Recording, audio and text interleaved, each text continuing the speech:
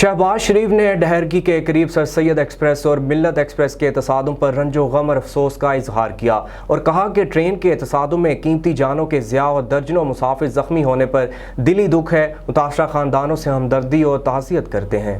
कायदे हिज़्ब इख्तिलाफ कौमी असम्बली ने जारी बयान में कहा कि हादसे की जगह समेत सखर डिवीजन में 13 मकामात पर ट्रैक की हालत ठीक ना होने की तहरीरी रिपोर्ट के बावजूद मुजरिमाना गफलत क्यों बरती गई। अफसोस मौजूदा दौर ट्रेन के हादसात का दौर साबित हो रहा है। वाक़ई की हकीकी गैर जानिबदाराना तहकीकात कराई जाए और ज़िम्मेदारान के खिलाफ सख्त कार्रवाई की जाए। उन्होंने कहा कि अल्लाह ताला मरहूमीन को जन्नतुल फिरदौस में जगह दे और लवाहिकीन को सब्र जमील दे।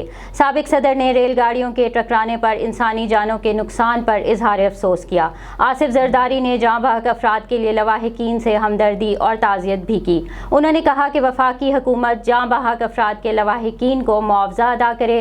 हुकूमत सिंध ज़ख्मियों की जानें बचाने के लिए ठोस इक़दामात उठाए। उधर वज़ीर आला सिंध मुराद अली शाह ने कमिश्नर सखर को टेलीफोन करके तमाम ज़िले इंतज़ामिया को मुतहर्रिक करने की हिदायत कर दी। उन्होंने कहा कि मशीनरी का इंतज़ाम करके मुसाफिरों को निकालने का बंदोबस्त किया जाए, सिस्टम बनाया जाए ताकि मुसाफिरों के रिश्तेदारों को सही मालूमात मिल सकें।